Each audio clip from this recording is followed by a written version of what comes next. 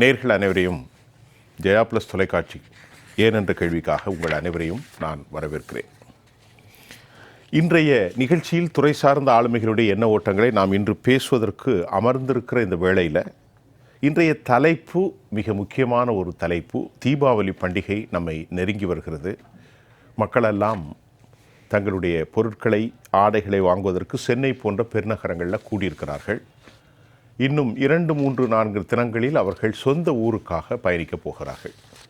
குறிப்பாக தமிழ்நாட்டில் தென்பகுதி, தென் மாவட்டங்கள் மதுரை, திருச்சி, கோவை, சேலம், பொள்ளாச்சி, பழனி, இப்படி பல ஊர்களுக்கும், கன்னியாகுமரி, தூத்துக்குடி, திருச்செந்தூர், இந்த நேரத்தில் ஒரு மிகப்பெரிய சிக்கல் தற்போது ஏற்பட்டிருக்கிறது. ஒரு அரசாங்கம் இருந்தால் அந்த அரசாங்கத்தினுடைய பொறுப்பு மானியங்களை கொடுத்துவிட்டு அதை சாதனையாக சொல்வது அல்ல. நல்லா கவனிக்கணும். இந்திய திருவிழாக்கள் நிறைந்த பன்முக சமூகத்தை கொண்ட இந்த ஒரு மாபெரும் தேசத்தில் தமிழ்நாடு ஒரு அங்கம்தான். அவர்கள் பயணிப்பதற்கும் பல இடங்களில் கோவில், அதே போன்று கலாச்சார திருவிழாக்கள், குடும்ப உணர்வுகளில் ஒன்றி போயிருக்கிற இந்த சமூகம் எல்லாவற்றுக்கும் செல்வார்கள். இந்த காலகட்டத்தில் ஒரு மரணம் நடக்கலாம், ஒரு திருமணம் நடக்கலாம்.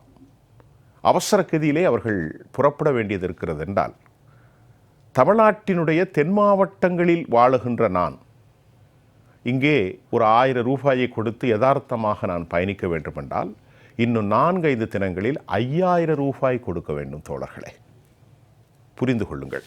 அதிமுகவினுடைய பொதுச் செயலாளர் அம்மையார் சசிகலா அவர்கள் ரொம்ப தெளிவாக மக்களின் உணர்வுகளை காயப்படுத்தக்கூடிய ஒரு அரசு இந்த நாட்டிற்கு தேவையா என்ற கேள்வியை அவர் எழுப்பியிருக்கிறார். தீபாவளி பண்டிகை உறவினர்களோடு கொண்டாடுகிற, சொந்த ஊர்களுக்கு சென்று வருகின்ற தமிழ்நாட்டு மக்கள் இன்றைக்கு ஆமினி பேருந்துக்கான கட்டடங்களை 4 மடங்கு உயர்த்தியிருப்பது வேதனையும் வேதனை என்று அவர் குறிப்பிட்டிருக்கிறார். ரொம்ப வேதனையான ஒரு செய்தி. நடுத்தர மக்கள், ஏழைகள், அபலைகள், விதவைகள் எல்லோருமே பயணிக்க வேண்டிய சூழல் இருக்கிறது. ஏன் செல்கிறீர்கள் என்ற கேள்வி எழுப்பவும் முடியாது. 1100 ரூபாய் இருந்த கட்டணத்தை 4000 ரூபாயை ஆக்கியிருக்கிறார்கள்.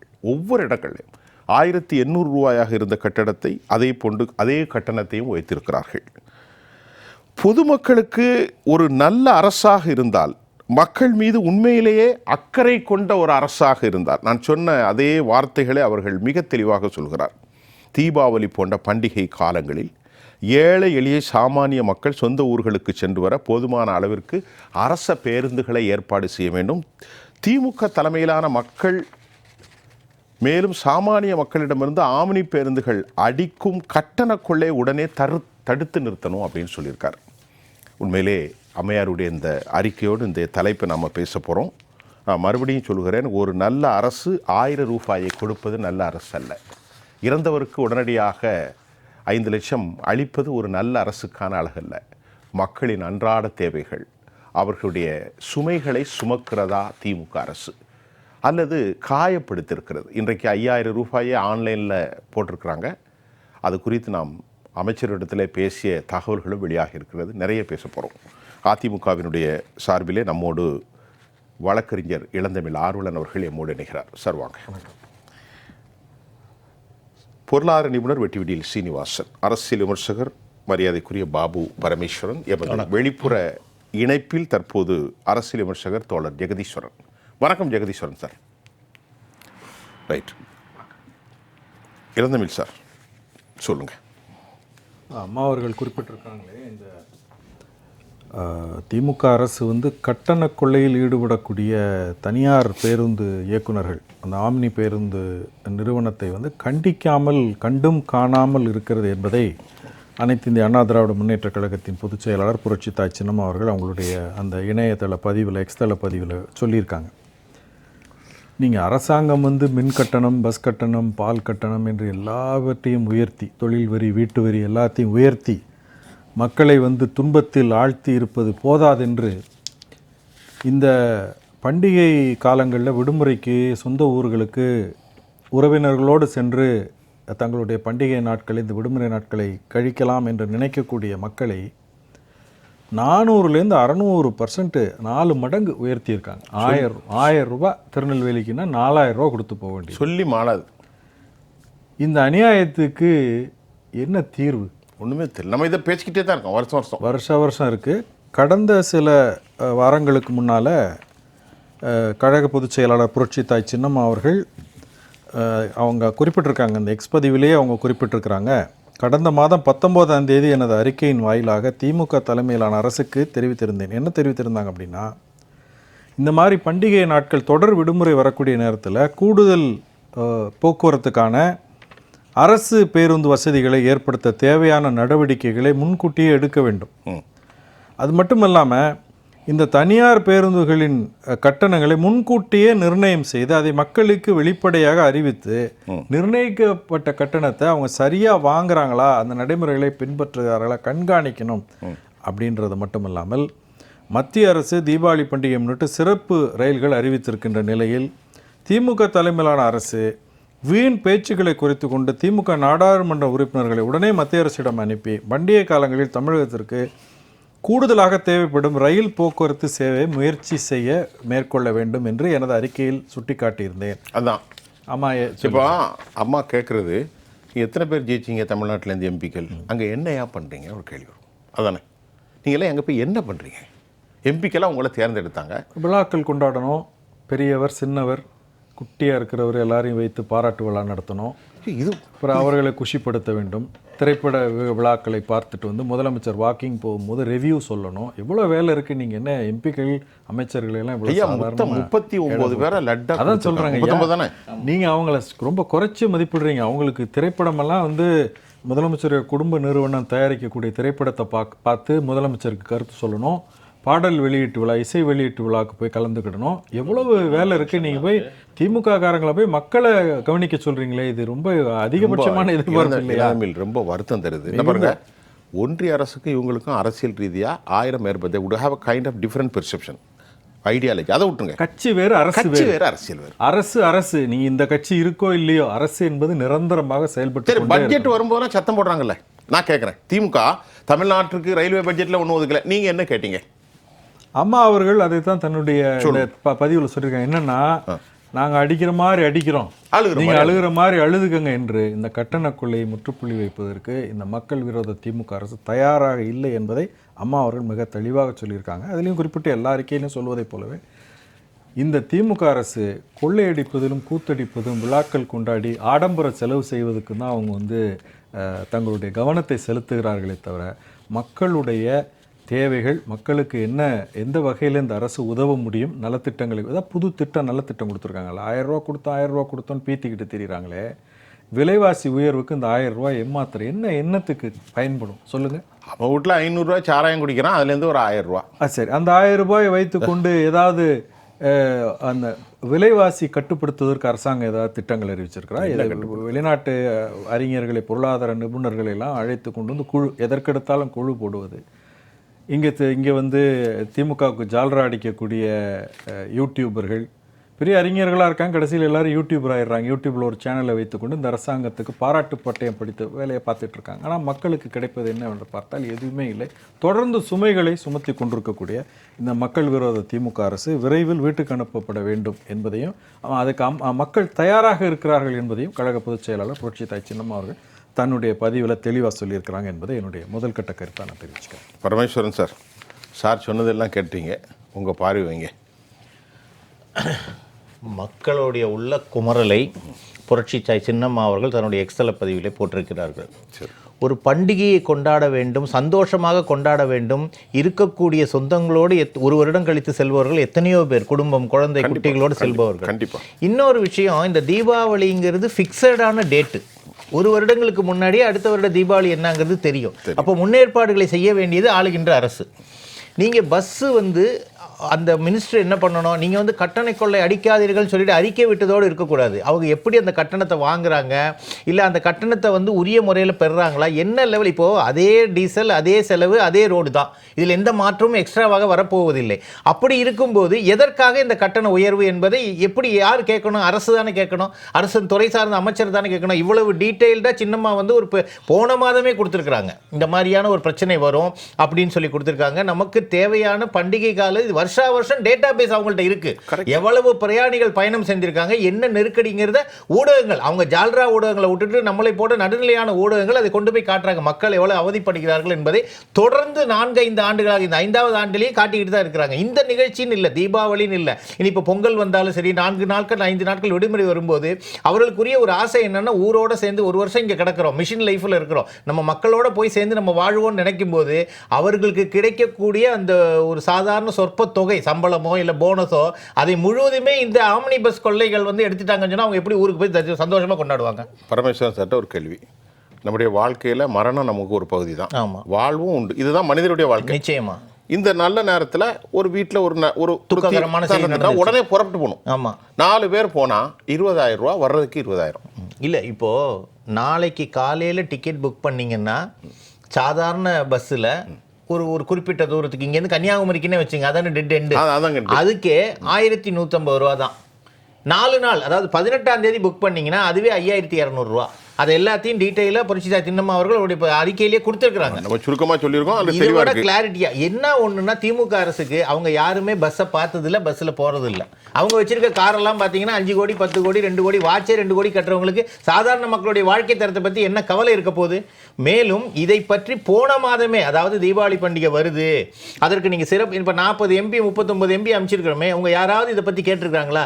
இது வருடா வருடம் நடக்கக்கூடிய பிரச்சனை. வருடா வருடம் நம்ம தொலைக்காட்சியில் அதை பற்றி விவாதம் பண்ணுறோம், அதற்குண்டான தீர்வு கிடைக்கணும்னு சொல்லி போராடிக்கிட்டு இருக்கிறோம். கண்டிப்பா. அப்போ அதை வந்து நீங்க எந்த இடத்திலையுமே எடுத்துக்காம ஒரு கன்சிடர் கூட பண்ணல. அப்போ மக்கள் வந்து உங்களுக்கு மீண்டும் ஆட்சி அமைக்க நீங்க எங்களுக்கு வாக்கு தரணும்னு சொல்லிட்டு நலமுடன் ஸ்டாலின், உங்களுடன் ஸ்டாலின் சொல்லி வேஷம் போட்டுக்கிட்டு நீங்க போயிட்டு இருந்தாலும் மக்கள் இந்த ஒரு நிகழ்ச்சி போதுமே, ஒரு உதாரணம், இவங்களுடைய ஆட்சியோடைய எந்த நிலைமையில இருக்கு, எந்த லட்சணத்துல இருக்குன்னு சொல்லி காட்டுறதுக்கு ஒரு இது இருக்கும்.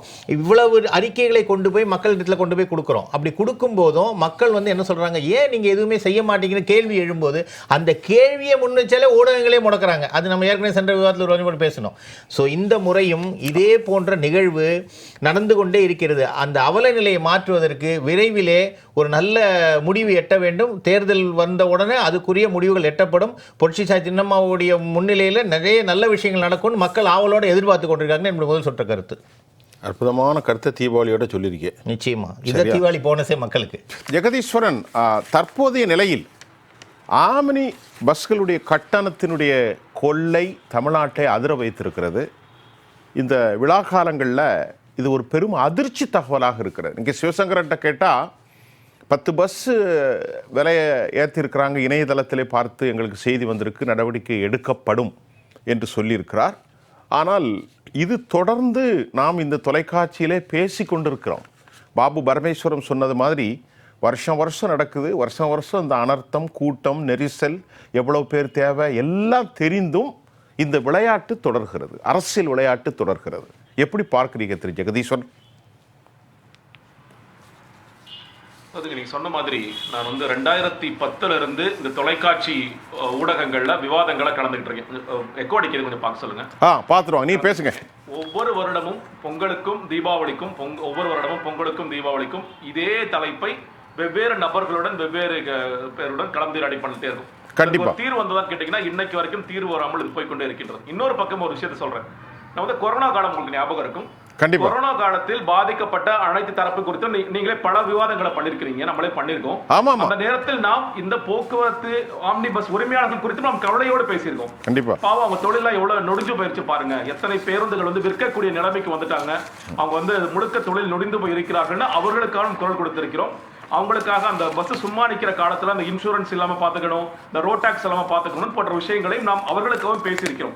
எல்லா பாதிக்கப்பட்ட தரப்பு யாராக இருந்தாலும், அது பொதுமக்களாக இருந்தாலும் சரி, பேருந்து உரிமையாளர்களாக இருந்தாலும் சரி, எப்பொழுதுமே ஜெயா பிளஸ் அவர்களுக்காக நின்று பேசியிருக்கிறது அப்படிங்கிறதையும் நான் பதிவு செய்ய வேண்டிய அவசியம் இருக்கு. ஏன்னா இது ஒவ்வொரு வருடமும் நீங்க இப்ப நான் பாக்குறேன், அந்த ஒரு தளத்துல பார்க்கிறேன். நான் இன்னைக்கு வந்து திருச்சியில இருந்து பேசிருக்கேன், உங்களுக்கே தெரியும். திருச்சியில இருந்து நான் சென்னைக்கு வர்றேன். நான் வந்து நான் ஸ்லீப்பர் பஸ்லயே சொல்றேன், 350 ரூபாயிலிருந்து ஒரு 800 ரூபா 900 ரூபா வரைக்கும் நீங்க இன்னைக்கு நைட்டு, நான் சொல்றது திங்கட்கிழமை நைட்டு. இதே மாதிரி நான் வந்து வெள்ளிக்கிழமையில இருந்து சென்னையில இருந்து திருச்சி வரைக்கும் வெள்ளிக்கிழமை, சனிக்கிழமை, ஞாயிற்றுக்கிழமை தொடர்ச்சியா பார்த்து கொண்டே இருக்கின்றேன். திருச்சியில இருந்து நான் வந்து, அதாவது சென்னையில திருச்சி வர்றதுக்கு குறைந்தபட்ச டிக்கெட்டுக்கு 2000 ரூபாய். மதுரையிலிருந்து சென்னை வர்றதுக்கு குறைந்தபட்சம் 3000 ரூபாய். பாருங்க.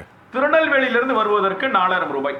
எக்ஸ்ட்ரீம் நீங்க சொன்னீங்களே நீங்க சவுத்துக்கு போகணும்னா 4000 ரூபாய் எடுத்து வைக்கணும். அதே மாதிரி ரிட்டர்ன் டிராவல், தீபாவளியை முடிச்சிட்டீங்க, திங்கட்கிழமை நைட்டு நீங்க கிளம்பினீங்கன்னா திருநெல்வேலியிலிருந்து சென்னை வரைக்கும் மறுபடியும் நீங்க 4000 ரூபாய் எடுத்து வைக்கணும். ஒரு நபருக்கு நீங்கள் 8000 ரூபாய் செலவு செய்ய வேண்டும். ஒரு குடும்பத்துல குறைந்தபட்சம் 4 பேர் வச்சுக்கலாம். ஒரு கணவன் மனைவி 2 குழந்தைங்க வச்சுக்கலாமே. 32,000 ரூபாய் இருந்தாதான் நீங்க உங்க ஊருக்கு வந்து மகிழ்ச்சியாக தீபாவளி கொண்டாட முடியும். இது எப்படி இருக்குது? இது எவ்வளவு பெரிய கொள்ளை இங்க அரங்கேறிட்டு இருக்குன்னு பாருங்க. இது இன்னொன்னு, இது இன்னைக்கு நம்ம பேசிட்டு இருக்கோம். இந்த டிமாண்ட் ஏற ஏற என்ன ஆகும் கேட்டீங்கன்னா, இது 5000 ரூபாய்க்கும் போகலாம். ஒட்டுமொத்தமா 32,000 40,000க்கும் போகலாம்.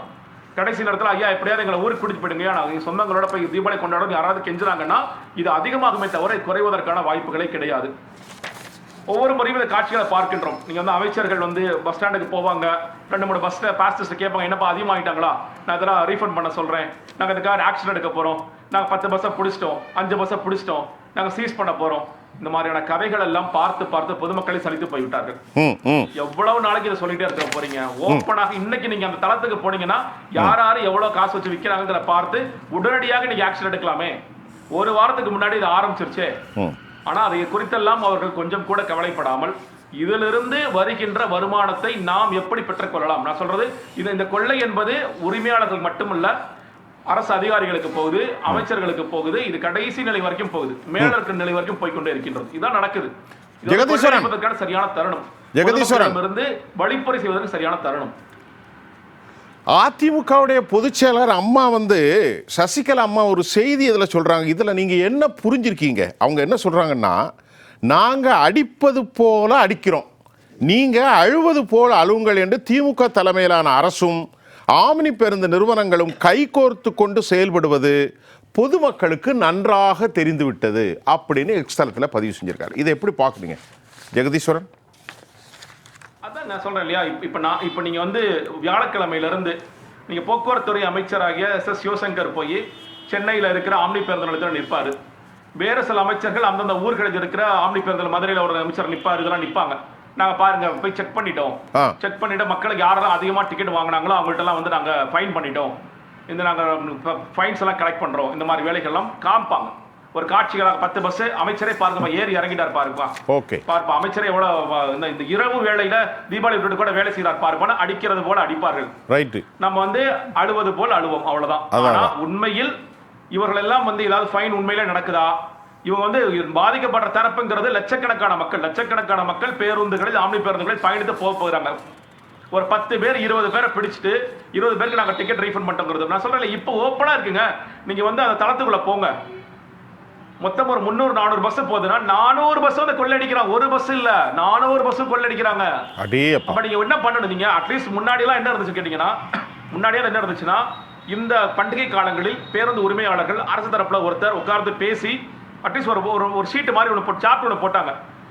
இவ்வளோ திருச்சிக்கு வந்து 800 ரூபாய், மதுரைக்கா ஒரு 1200 ரூபாய், திருநெல்வேலிக்கு 1500 ரூபாய், பரவாயில்ல கொஞ்சம் கூட வச்சுக்கோங்க, ரொம்ப கூட பாதீங்கன்னா இன்னைக்கு அதெல்லாம் கூட போய் அந்த சார்ட்டு கூட வர்றதில்லை. ஏன்னா எப்படி இருந்தாலும் அது யாரும் கேட்க போறது கிடையாது, எப்படி இருந்தாலும் அது நடக்க தான் போகுது. அப்புறம் எதுக்கு அதை பெருசாக நம்ம எடுத்துக்கிட்டு பொதுமக்கள் எப்படி போனால் நமக்கு என்ன? சரி, இந்த பக்கம் ஆல்டர்னேட் ஏதாவது இருக்கா? ஓகேங்க, ஆம்னி பஸ் தான் எங்களுக்கு போட கட்டாயப்படுத்துறீங்களே, நீங்க வந்து ஸ்பெஷல் பஸ்ஸஸ் சொல்றீங்க, நீங்க கவர்மெண்ட் வந்து இவ்வளவு சிறப்பு பேருந்து, எது சிறப்பு பேருந்து? ஊருக்குள்ள ஓடிட்டு இருக்கிற ஓட்ட பஸ் எல்லாம் எடுத்து கொண்டு வந்து நீ சென்னைக்கு ஓட்டு. எந்தெந்த பஸ் எல்லாம் வந்து ரொம்ப மோசமாக இருக்கோ, தரமிழந்து இருக்கோ, எதெல்லாம் மெயின்டெனன்ஸ்ல நிற்கி டெப்போல நிற்குதோ அதெல்லாம் கொண்டு உடனே ஆக்குறது. நீங்க உண்மையிலேயே நீங்க பாருங்க, ஒரு பக்கம் தனியார் பேருந்துகள் நல்லா சம்பாரிச்சிட்டு இருக்காங்க, அந்த செக்டார்ல இருக்கின்ற அரசு பேருந்துகள் சம்பாதிக்கலாம், நிச்சயமா சம்பாதிக்கலாம். டெய்லியே சொல்றேன், அந்த சிறப்பு நாட்களை மட்டும் இல்ல. ஏன்னா அவங்களால கொள்ளடிக்க முடியாது. 800 ரூபாய் 800 ரூபாய் டிக்கெட், 600 ரூபாய் 600 ரூபாய் டிக்கெட் ஸ்லீப்பர் பஸ்ல சொல்லி சொல்றேன். ஆனா அதையும் ஜாஸ்தி பண்ண மாட்டேங்கிறீங்க. அரசாங்கத்திற்கான ஏன் ஒரு வருவாய் ஏற்படுத்த மாட்டேங்கிறீங்க? ஏன்னா அதை ஏற்படுத்திட்டீங்கன்னா உங்களுக்கு தனியார் பேருந்து முதலாளிகள் மூலம் வரக்கூடிய மறைமுகமான லாபமும் மறைமுகமான லஞ்சப்பணமும் வராது.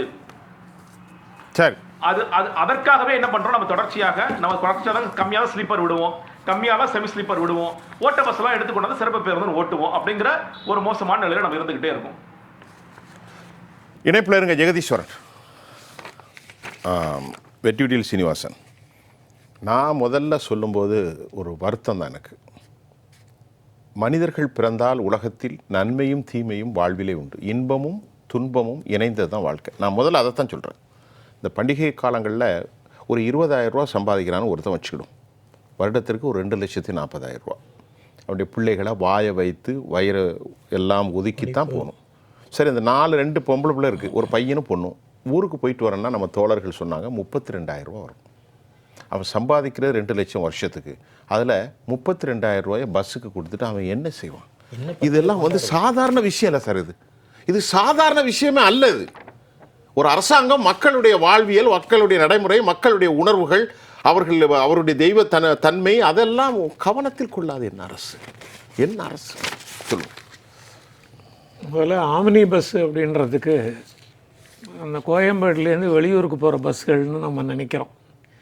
ஆனால் அதனுடைய உண்மையான பொருள் என்ன பொருள்? ஆம்னி பஸ் என்றால் பொதுமக்களுக்கு உண்டான பஸ்ஸுன்னு பொருள். ஆம்னி பஸ் என்பதனுடைய பொருள் பொதுமக்கள் பயன்படுத்துவது. இங்கே அவங்களால பயன்படுத்த முடியாத ஒரு சூழலாக இருக்குது, விலை அதிகமாக இருக்குது.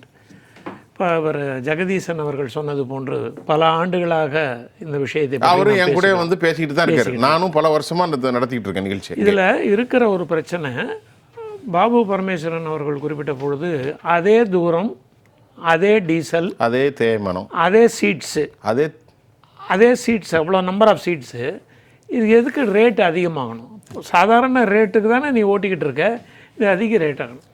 இந்த எக்கனாமிக்ஸில் வந்து டிமாண்ட் அண்ட் சப்ளைன்னு ஒன்று உண்டு. வரத்து அதிகமாக இருந்தால் சந்தைக்கு விலை குறையும், டிமாண்ட் இருக்காது. அதிகமாக இருந்துச்சுன்னா டிமாண்ட் அதிகமாக இருந்து வரத்து கம்மியாக இருந்தால் விலை அதிகமாகும். ஒரு வெண்டைக்காயோடைய விலையோ உருளைக்கிழங்கு விலையோ. அதையா சொல்றீங்க? இன்னைக்கு தங்கத்தை சொல்லுங்க. ஆமாம், உடனே இங்கே இருக்கக்கூடிய இருக்கைகள் நமக்கு பிரச்சனை. என்ன பிரச்சனை? இப்போ ஒரு 100 பஸ் இருக்குன்னா ஒரு பஸ்ஸில் 40 சீட்னா 100x40 தானே மொத்த சீட்டு. மாறாது. அன்றைக்கி அந்த அதிகப்படுத்த போகிறது இல்லை. நிற்க வச்சு வெடுந்தூரத்திற்கு கூட்டிகிட்டு போக முடியாது. அதனால் அது ஸ்டாண்டீஸ் கிடையாது இதில். அதனால் இதில் இருக்கிற ஒரே ஒரு சொல்யூஷன் சப்ளையை அதிகம் பண்ணுறது.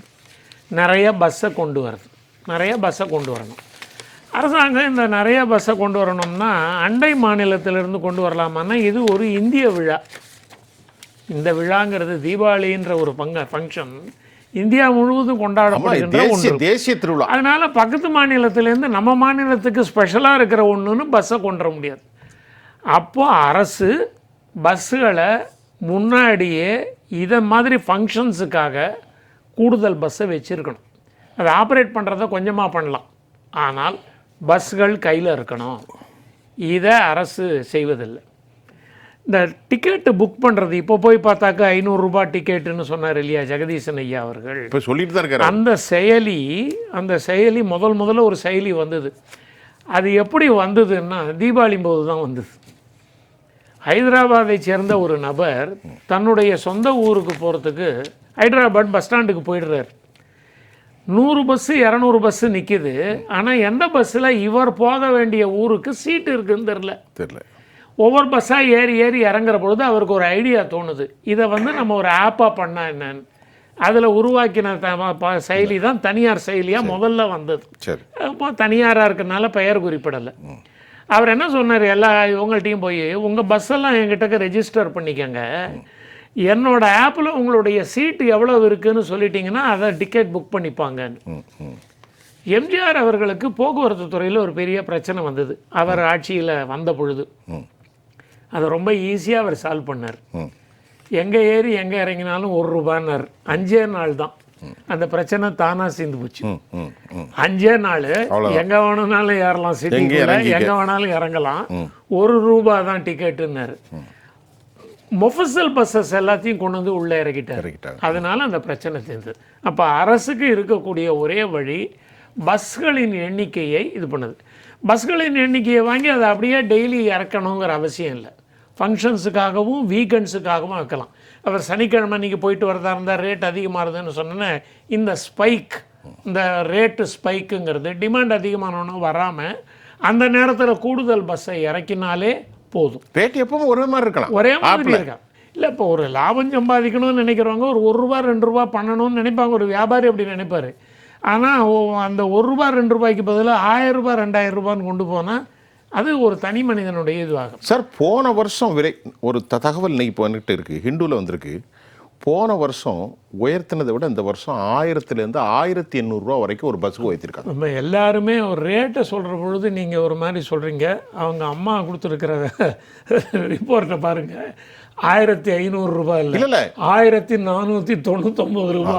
பாட்டா ஷோரூம் கரெக்ட். அதுக்கு லெஃப்ட் அலைன்மெண்ட்னு 899. அதாவது 1414ங்கிறது தான் உங்கள் கணக்கில் உங்கள் மனசில் பதியும். லெஃப்ட் அலைன்மெண்ட்னு பேர். அதுக்கு 99 உங்கள் கண்ணில் பதியாது. 1400 நீங்கள் நினைப்பீங்க. அத்தனை ரேட்டுமே 99ன்னு முடியுது. இதை மாற்றுவதற்குண்டான வழி, நான் உடனே இந்த நேரத்தில் எல்லா தனியார் பஸ்ஸுகளையும் அரசு எடுத்துக்கணுன்றதை சொல்ல முடியாது. அரசு ஆனால் புது பஸ்ஸை வாங்கி வச்சு பொங்கல், தீபாவளி போன்ற ஃபங்க்ஷன்ஸ் அன்னைக்கு அதை இறக்கினா தானாக அதற்குண்டான தொகை அரசுக்கிட்டக்க இருக்கும். எங்கே இருக்கு? இருக்கணும். ஆட்சிக்கு சார் ஒரு சின்ன விஷயம் நம்ம பேசுகிறோம், ஒரு விஷயம் மறக்காது எனக்கு. என்ன பாருங்க, அரசு வரும்போது நாங்கள் வந்தால் 10,000 பஸ்ஸை பறிமுதல் செய்யணும். 1500 பஸ் கூட கிடையாது. கன்னியாகுமரி கொள்முதல் நாங்கள் வந்தால் பர்ச்சேஸ் பண்ண போகிறோம் புதிய பஸ்ஸுகள். கன்னியாகுமரி, நாகர்கோவில், தூத்துக்குடிலாம் படி கிடையாது. ஜம்ப் பண்ணி ஏறுறான், ஜம்ப் பண்ணி இறங்குறான். பஸ்ஸில் கொடியை பிடிச்சிக்கிட்டு நிற்கிறான். கியர் சிஸ்டத்தில் கல்லை கட்டி போட்டிருக்கான். இதுதானே அந்த நாட்டின் அரசு? மழை பெஞ்சா கொடை பிடிச்சி நிற்கணும். அதுதான் உண்மைதான். நம்ம போயிடுச்சு இல்லை, நம்ம பார்க்குறோமே. நீங்க என்ன சொன்னீங்க? அரசு புதிய பஸ் இறக்கணும். எப்ப கொடுத்ததை கேளுப்பா, இறக்கு. நான் நீ கொடுத்த வாக்குறுதி மக்கள் கேட்கறாங்க. ஐயா, நீங்க வரும்போது கொடுத்த வாக்குறுதி எங்களுக்கு நிறைவேற்று. இப்ப கூட எண்ணிக்கையை அதிகப்படுத்துறது ஒண்ணு. ரெண்டாவது, அரசு செய்ய வேண்டிய இன்னொரு காரியமும் இருக்கு. அரசு ஊழியர்கள் போறாங்க இல்லையா, இந்த மாதிரி ஃபங்க்ஷன் இருக்கிறதுக்கு 2 வாரம் முன்னாடியே அரசு ஊழியர்கள் எந்த பகுதியில் இருக்காங்களோ அந்த பகுதியில் இருக்கக்கூடிய அலுவலகத்தில் வேலை செய்யறதுக்கு வாய்ப்பை கொடுத்துருங்க. இது அருமையான ஐடியா. ரெண்டாவது, இப்போ திங்கட்கிழமை அன்றைக்கி தானே ஃபங்க்ஷன், வெள்ளிக்கிழமை இருக்கு இல்லையா, செவ்வாய் புதன் லீவு கொடுங்க. காம்பன்சேஷன் லீவுன்னு பேர் அதுக்கு. அதாவது அவங்க வேற 2 சனிக்கிழமை லீவ் இருக்கிறன்னு வந்து ஒர்க் பண்ணுறதுக்கு இருக்கணும். அப்போ 3 நாளாக அந்த கூட்டம் குறையும். ஆக அந்த நபர் அந்த இடத்திற்கு போவதற்குண்டான வாய்ப்பை ஏற்படுத்துது. பாதி பேர் அரசு ஊழியர்களாக இருப்பவர்கள்லாம் அங்கங்கே மாற்றத்திற்கு இருக்காங்க. அது மாதிரி தனியார் நிறுவனங்கள்லாம் என்ன செஞ்சிட்ருக்காங்க, அந்த இடத்துல இருக்கிறதுல ஒர்க் ஃப்ரம் ஹோமு அது இதுன்னு சொல்லி பண்ணுறாங்க. அரசியல் அப்படி செய்ய முடியாது.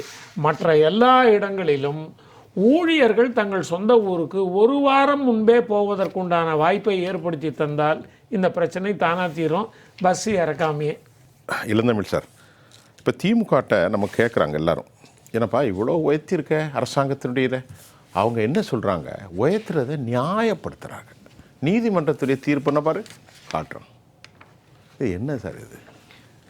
அதாவது நீதிமன்ற தீர்ப்புக்குள் போய் ஒளிந்து கொள்வது என்பது, திமுக வந்து தீர்ப்பில் இல்லாத விஷயத்தை இருக்கிறதாக சொல்லி மக்களை ஏமாற்றுவது நிறைய கேசஸில் பார்த்துருக்கோம்.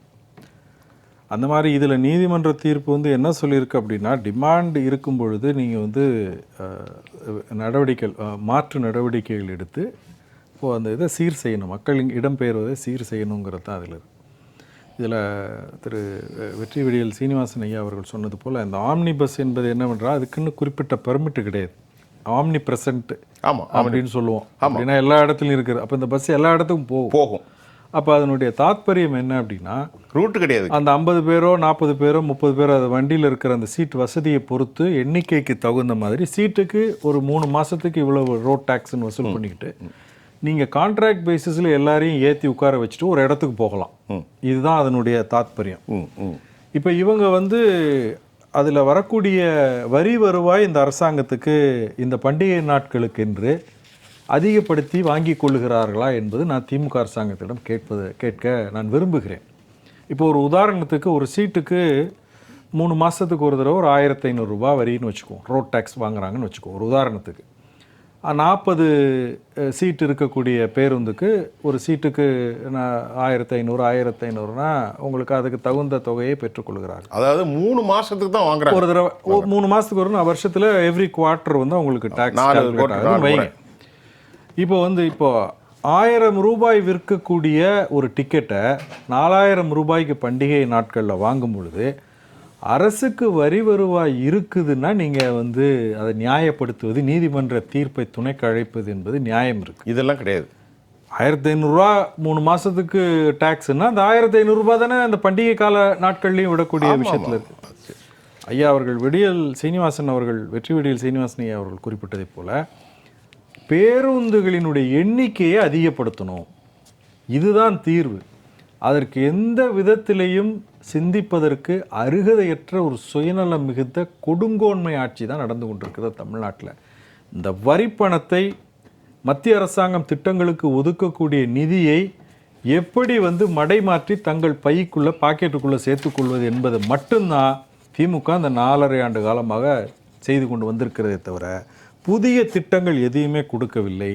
வெறுமனே இவர்கள் விளம்பரப்படுத்தி கொள்வது இந்த அரசாங்கத்தினுடைய வருவாயை கெடுத்து மீண்டும் இந்த அரசின் அந்த கஜானாவை காலி பண்ணுவதற்கான வேலையைத்தான் ஏற்படுத்தி இருக்கிறார்களே தவிர அதிகப்படியாக ஊதாரித்தனமாக செலவு செய்துவிட்டு கஜானாவில் பணம் இல்லை என்று சொல்லி மக்கள் மீது பணியை சுமத்துகிறார்கள், வரியை உதாரணத்துக்கு சொல்கிறேன், இந்த சாலை பணி பாருங்கள், ரிப்பேர் செய்வதற்கு இப்போ மழைக்காலம் தொடங்கும் பொழுது இப்போ நான் நந்தம்பாக்கம் ட்ரேட் சென்டரை அந்த சுற்றி உள்ள பகுதிகளில் விரிவாக்கம் பண்ணாங்க.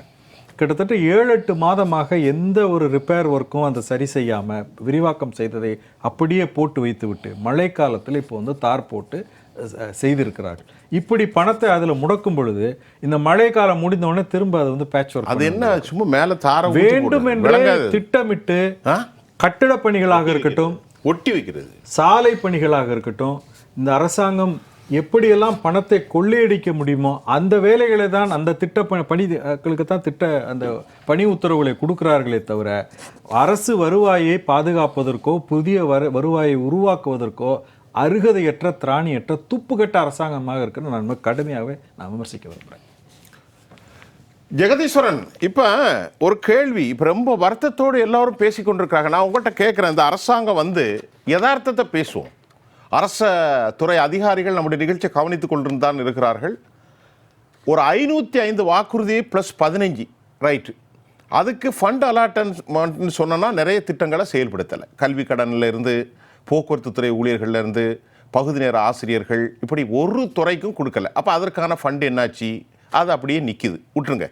அது அல்லாமல் பத்திரப்பதிவு, டேக்ஸு, ஜிஎஸ்டின் மூலம் வரக்கூடிய அந்த வருமானம், 48,000-50,000 கோடி டாஸ்மாக் வருமானம், விலை உயர்வு, அப்புறமா வாகன போக்குவரத்து, ஆர்டிஓ, ரோட் டேக்ஸ், இது எல்லாமே அரசுக்கு ஒரு பக்கம் குவிஞ்சிருது. ஆனால் கொடுக்கப்பட்ட வாக்குறுதிகளுக்கான ஃபண்ட் அலாட்மெண்ட் எதுவுமே இல்லை. ஆனாலும் அரசாங்கம் தரித்திர நிலையிலே பயணிக்கிறது. இந்த தரித்திரத்திற்கான காரணம் என்னையா? அதுங்க ஒன்று, இவங்க தேர்தல் அறிக்கையில் வருவாயை பெருக்குவதற்கு சொன்னது என்பது ஒன்று, அதற்கான செயல் திட்டங்கள் ஏதேனும் செய்தார்களா என்று கேட்டால் இல்லை அப்படிங்கிறதா உண்மை. மறுபடியும் எக்கோ அடிக்குது. ஸோ அந்த செயல் திட்டங்கள் செஞ்சிருந்தாங்கன்னா, இப்போ உதாரணத்திற்கு பொதுத்துறை நிறுவனங்கள், நஷ்டத்தில் இருக்கும் பொதுத்துறை நிறுவனங்களை லாபத்தில் மாற்றுவதற்கு நாங்கள் ஆட்சி அமைந்தவுடன் 3 மாதத்தில் குழு அமைத்து அதை படித்து நாங்கள் அதை செய்வோம். எத்தனை பொதுத்துறை நிறுவனங்கள் நஷ்டத்தில் இருக்குன்னு நமக்கு தெரியும். இபி முதற்கொண்டு எவ்வளவு நஷ்டத்தில் இருக்குன்னு நமக்கு தெரியும். போக்குவரத்து எவ்வளவு நஷ்டத்தில் இருக்குங்கிறது தெரியும். இன்னைக்கு வரைக்கும் தமிழக அரசாங்கம், திமுக அரசாங்கம் ஆக்கப்பூர்வமாக செய்த விஷயங்கள் என்ன? நஷ்டத்தை குறைப்பதற்கான, லாபமெல்லாம் விட்டுருங்க, நஷ்டத்தை குறைப்பதற்கு ஆக்கப்பூர்வமாக இதெல்லாம் செஞ்சிருக்கோங்க. கொஞ்சம் கொஞ்சமாக நஷ்டத்தை குறைத்து வருகின்றோம். இல்லை. இன்னொரு பக்கம் என்ன பண்றாங்க, நீங்க மகளிர் உரிமை தொகை, நீங்க கல்லூரி போற பசங்களுக்கு 1000 ரூபாய் பணம், அதே மாதிரி பெண்களுக்கு பணம் அப்படிங்கிறதை கொடுப்பதற்காக ஒரு பக்கம் கடுமையாக கடன் வாங்குகிறார்கள். இலவச பேருந்து, இதுக்கெல்லாம் கடுமையாக கடன் வாங்குறாங்க. இவங்க என்ன சொன்னாங்க? முடிந்த அதிமுக ஆட்சி 5 கோடி கடனை விட்டுட்டு போயிருக்கிறாங்க, மிக மோசமாக ஆட்சியை நடத்தினார்கள், ஒரு வெளிப்படைத்தன்மை கூட இல்லை, லஞ்ச ஊழல் அதிகமாக இருந்தது, அதெல்லாம் சொல்லி சொன்னாங்க. சரி, அப்ப நீங்க வந்த பிறகு இது எடப்பாடி தலைமையிலான ஆட்சி பேர் குறித்து அவருடைய மதிப்பீடு, நீங்க இதில் எந்த விதத்தில் மாற்றாக இருக்கிறீர்கள்? நீங்க எல்லாம் இப்போ செலவினங்களை குறைச்சிட்டோம், இல்லை நாங்கள் கடனே வாங்குறது இல்லை, இன்னும் சொல்ல போனா போன ஆட்சியில் வாங்கின கடனெல்லாம் கொஞ்சம் கொஞ்சமாக அடைச்சிட்டு இருக்கோம், வட்டியை ரொம்ப குறைச்சிருக்கோம், நாங்கள் வருவாய் பெருக்குவதற்கு பல விஷயங்களை செய்துவிட்டோம். வருவாய் பெருக்குவதற்கு மறுபடியும் என்னன்னா, டாஸ்மாக் கடைகளை என்ன புது சரக்கு கொண்டு வரலாம், வேற ஒரு நாட்டில இருந்து புதிய சரக்கு ஏதாவது இறக்கலாமா, வேற ஒரு பிராண்டு கொடுக்கலாமா, பொதுமக்களை டாஸ்மாக் எலைட்ல நிறைய புதுசா பிராண்டை கொண்டு வரலாமா? இதுதான் உங்களோட மேக்சிமம் சிந்தனை. ஒவ்வொரு முறையும் உச்சநீதிமன்றம் சொல்கிறது, சமூக செயற்பாடுகள் சொல்கிறாங்க, இந்த மாதிரி நம்மளுடைய வளம் கொள்ளையடிக்கப்படுகின்றது. இங்க கன்னியாகுமரியில பார்டர்ல மட்டும் சொல்றாங்க, எங்க அவ்வளவு வளம் கொள்ளையடிக்கப்பட்டு கொண்டு போய் கொண்டே இருக்கின்றது. அங்க வந்து பாருங்க, டெய்லி 100 லாரி போகுதுங்க அப்படின்னு சொல்றாங்க. உங்களுக்கு தெரிஞ்சிருக்கும். ஆமா. அப்போ அந்த வளம் கொள்ளையடிக்கப்படுவது குறித்து நமக்கு எந்த அக்கறையும் இல்லை. மலைகள் தொடர்ச்சியாக உடைக்கப்படுகின்றது. எம்சாண்டுக்காக இன்னைக்கு பல அமைச்சர்கள் பல மலைகளை குத்தகை எடுத்து உடைச்சிட்டு இருக்காங்க அப்படிங்கிறத இன்னைக்கு ஒரு பெரிய இதா இருக்கு. அமைச்சருடன் இருந்தவர்களை 20,000 கோடி சம்பாதிக்கிறாங்க, 30,000 கோடி சம்பாதிக்கிறாங்கிற செய்திகளை சொல்றாங்க. அதை அரசாங்கம் முறையாக செய்யலாமா? செய்யலாம். ஆனால் செய்வதற்கு எங்களுக்கு மனம் இல்லை. மணல் கொள்ளை என்பது தொடர்ச்சியாக நடந்து கொண்டே இருக்கின்றது. ஒரு மணல் மாஃபியா இருந்துகிட்டு ஒட்டுமொத்த தமிழ்நாட்டையும் கண்ட்ரோல் பண்ணிட்டு இருக்காங்க. எல்லா அரசியல் கட்சிகளுக்கும் லஞ்சம் கொடுக்குறாங்க, எல்லா அரசியல் கட்சிகளுக்கும் அவங்க வந்து பணம் கொடுக்குறாங்க. அதனால அவங்க தொடர்ச்சியாக அவர்கள் மணல் அள்ளிக்கொண்டே இருக்கலாம். விலை உயர்வு ஒரு பக்கம் கட்டுக்கடங்காமல் போய்கொண்டே இருக்கும். அது குறித்து எங்களுக்கு எந்த கவலையும் இல்லை. அப்படி இருக்கும் பொழுது இவர்களால் வேறு என்ன செய்ய முடியும்? பத்திரப்பதிவில் அதிகமாக பணம் வருகிறது. அதுல வந்து எவ்வளவு லஞ்சம் வாங்கலாம், அதை வந்து குறைத்து மதிப்பீடு செய்து அதில் இருந்து எவ்வளவு பணம் பார்க்கலாம்ங்கிறதா இவர்கள் நோக்கமாக இருக்கிறதே தவிர அரசாங்கத்திற்கான வருவாய் எப்படி பெருக்குவது, என்ன திட்டம் வச்சிருக்காங்க? இந்த போக்குவரத்திலே பார்க்கலாமே, இந்த தனியார் பேருந்துகளுக்கு இணையாக நம்மால் ஸ்லீப்பர் பஸ்ஸையோ நல்ல தரமான பேருந்துகளை இயக்க முடியாதா? இயக்க முடியும். ஆனால் நமக்கு மனம் இல்லை என்றால் அது வந்துருச்சுன்னா நீங்க என்ன பண்ணுவீங்க? மக்கள் ஆப்வியஸா போய் ஒரு அரசு பேருந்துல போலாம்ப்பா, பிக்சட் டிக்கெட் தான்ப்பா, தீபாவளியா இருந்தானா, நான் ஞாயிற்றுக்கிழமையா இருந்தாலும் திங்கக்கிழமை இருந்தாலும் எல்லாரும் ஒரே டிக்கெட் தான், இந்த டிக்கெட்டை கூட வச்சு விற்க முடியாது அப்படிங்கிறது ஆயிடும். அது அரசாங்கத்திற்கு வருவாயாக இருக்குமே தவிர தங்களுடைய பைகளை நிரப்பாது. அதுதான் இங்க சிக்கலாக இருக்குது. தொடர்ச்சியாக அவங்க வந்து தங்களோட பைகளை நிரப்புவது அரசாங்க வருவாய். அதாவதுங்க, நஷ்டமான துறைகள் எல்லாம் நஷ்டமாகவே இருக்க வேண்டும். அதை வந்து லாபத்தில் மாற்ற முடியுமா? மாற்ற முடியும். ஆனால் மாற்றாமல் அந்த துறையில் இருந்து நீங்க வந்து எவ்வளவு தங்களால் சம்பாதிக்க முடியுமோ அந்த விஷயங்களை செய்வாங்க. டாஸ்மாக்ல வந்து பிடிஆர் பள்ளிக்கூடத்தில் இருக்கும்போது என்ன சொன்னாரு? 50% லீக்கேஜ்.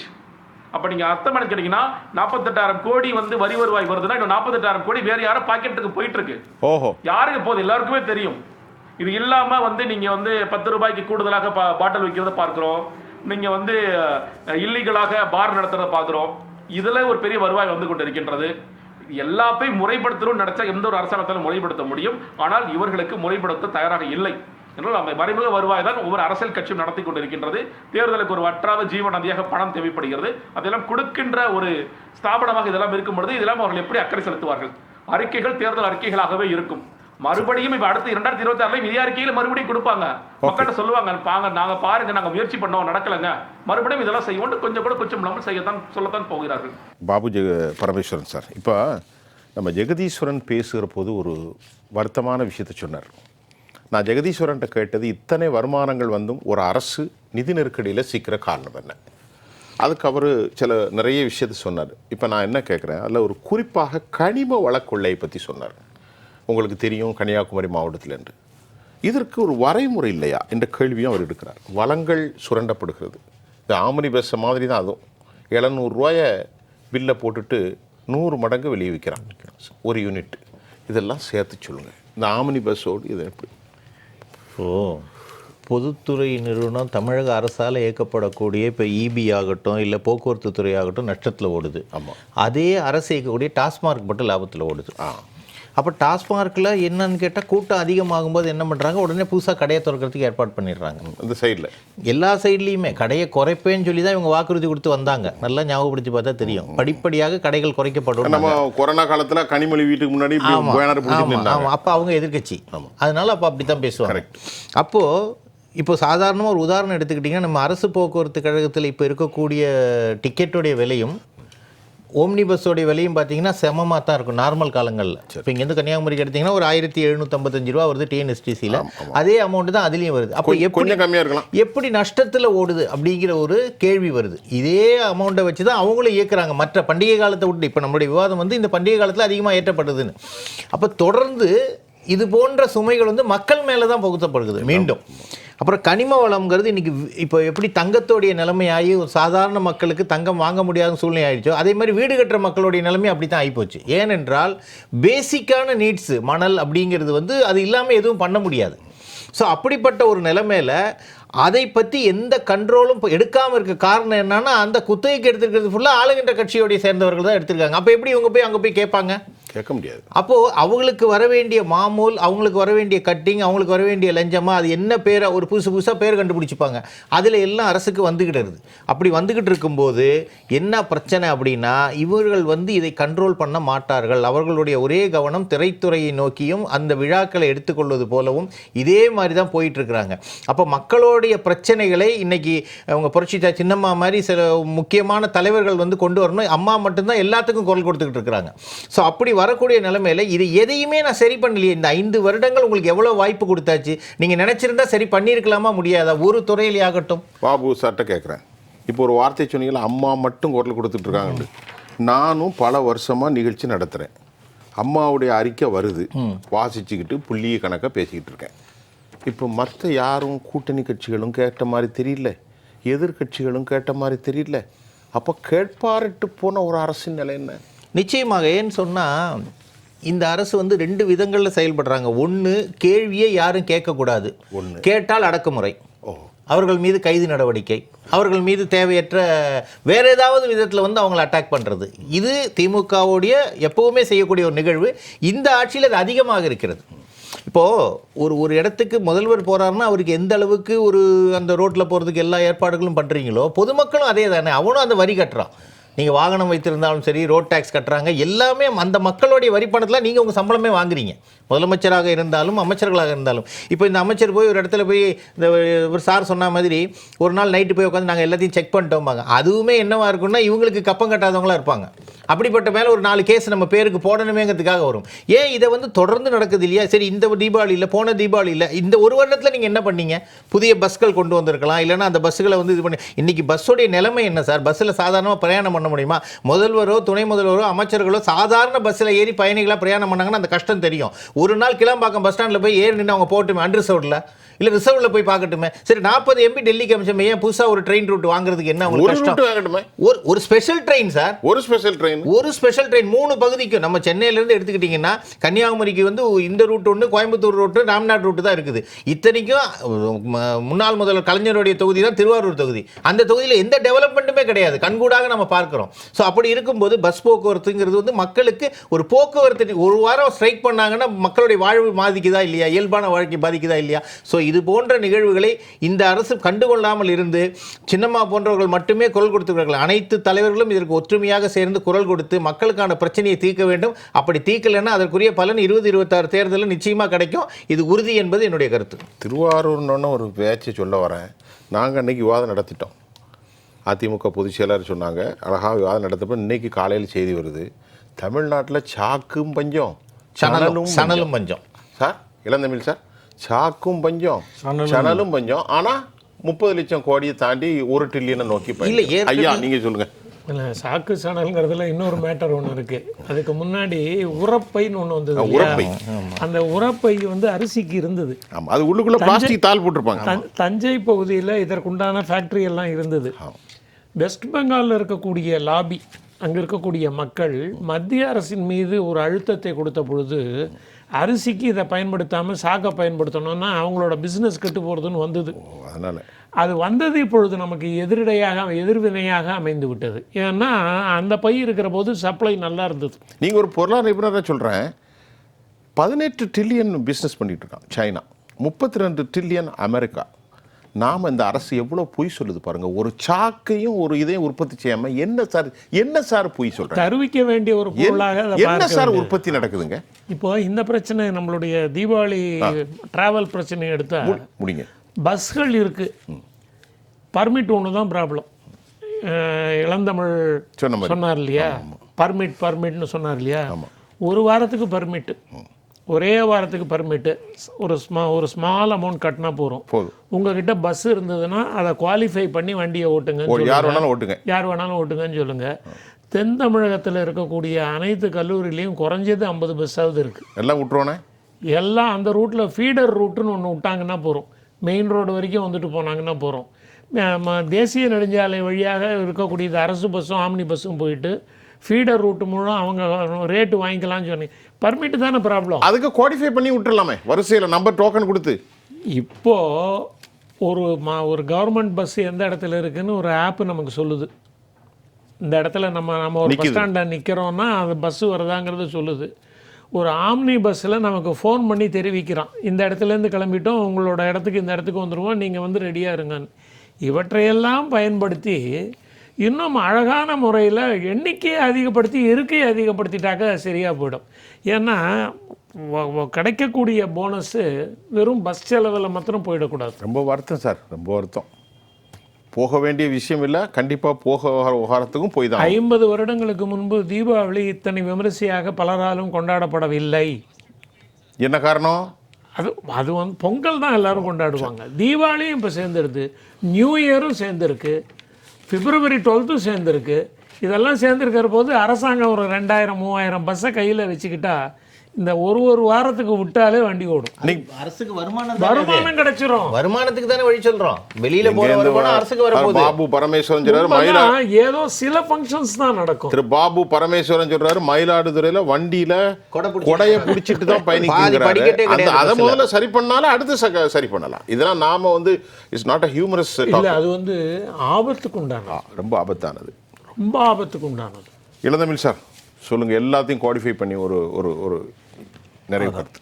அந்த திமுகவினுடைய இந்த விளம்பர ஆட்சி சட்டம் ஒழுங்கு மட்டும் கோட்டை விடலை, பொருளாதாரத்தை எப்படி கையாளுவது அப்படிங்கிறதுலையும் முற்று முழுதாக தோல்வியை தான் சந்திச்சிருக்குது.